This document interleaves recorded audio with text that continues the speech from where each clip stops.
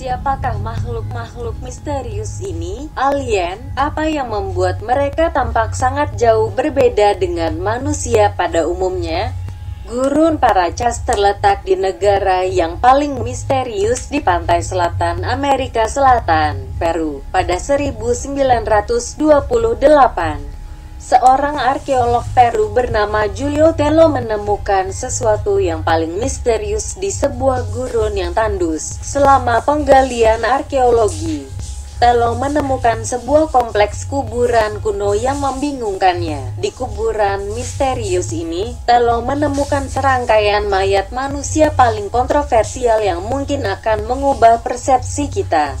Mayat-mayat di makam kuno itu terdapat beberapa tengkorak dengan kepala memanjang dan terbesar yang pernah ditemukan di planet ini, yang akhirnya disebut sebagai The Paracas Skulls atau tengkorak Paracas. Arkeolog Peru ini menemukan lebih dari 300 tengkorak misterius yang diyakini berusia setidaknya sekitar 3000 tahun. Jika tengkorak super panjang ini masih tidak cukup misterius, maka laporan analisis DNA tengkorak baru-baru ini semakin membingungkan dan sulit dipercaya, yang sepenuhnya menantang pengetahuan terkait proses evolusi dan asal-usul manusia. Memang hingga kini masih ada beberapa suku di Afrika yang masih menggunakan tradisi ikat kepala agar berbentuk lonjong ke belakang. Namun ini terjadi di Afrika, bukan di benua Amerika. Dan antara besarnya tengkorak terhadap badannya pun proporsional alias tidak pendek. Namun, deformasi kepala seperti ini hanya dapat mengubah bentuknya, tidak dapat mengubah ukurannya. Selain itu, berat atau volume otak dan semua bentuk tengkorak manusia normal memiliki ciri khasnya. Tengkorak Paracas terutama di bagian kranium ukurannya sangat besar, minimal 25% lebih besar, dan beratnya sampai 60% lebih berat dari tengkorak manusia biasa.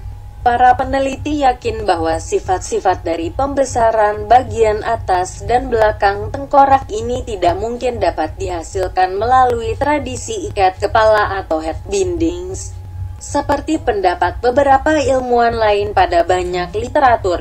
Struktur tengkorak Paracas tidak sama. Pada tengkorak manusia normal terdapat dua piringan parietal plate yang dipisahkan satu sama lain melalui sutura sagittalis. Sementara pada tengkorak Paracas hanya ada satu piringan parietal. Ciri tengkorak yang ganjil ini makin membuat kemisteriusan tengkorak Paracas semakin sulit dipahami selama beberapa dekade ini. Para peneliti masih tidak bisa memastikan makhluk apa sebenarnya mereka ini di masa lalu. Pengujian lebih lanjut Juan Navarro, pemilik dan direktur museum lokal yang dinamai Museum Sejarah Paracas, yang menyimpan koleksi tengkorak Paracas, mengizinkan pengambilan sampel dari 5 tengkorak. Sampel ini terdiri dari rambut, termasuk akarnya, gigi, tulang tengkorak, dan kulit.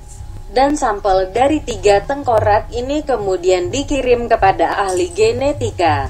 Meskipun ahli genetika itu tidak diberikan informasi apapun mengenai dari mana tengkorak itu berasal hingga pengujian genetika, dengan maksud supaya tidak mempengaruhi hasil tes DNA. Menariknya, DNA mitokondria yang diturunkan dari ibu menunjukkan adanya mutasi yang tidak diketahui dan tidak dihasilkan oleh siapapun di dunia, baik primata atau hewan yang ditemukan seantero planet bumi.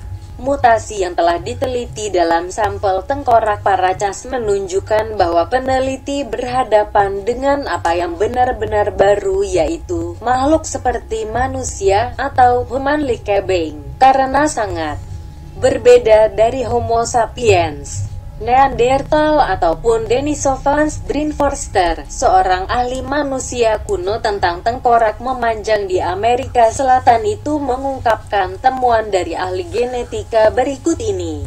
Tengkorak itu memiliki mitokondria DNA dengan mutasi yang tidak dikenal pada manusia manapun, primata, atau binatang yang dikenal sejauh ini.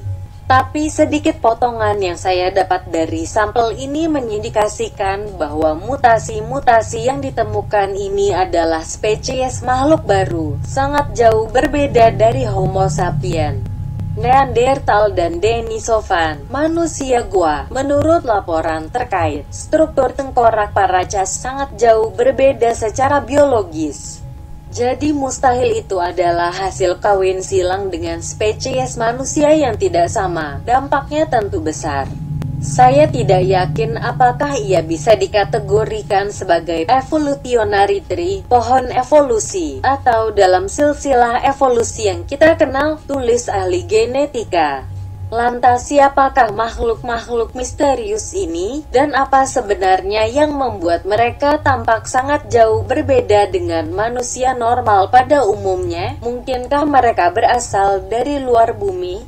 Laporan pengujian ini tidak dapat menghapus semua kemungkinannya secara teoritis. Satunya-satunya yang diketahui sejauh ini bahwa masih banyak hal-hal yang tidak bisa dipahami oleh peneliti, sejarawan dan ilmuwan. Bagaimanapun, besar kemungkinan pada akhirnya kita baru akan tahu apakah manusia adalah spesies cerdas satu-satunya di alam semesta ini.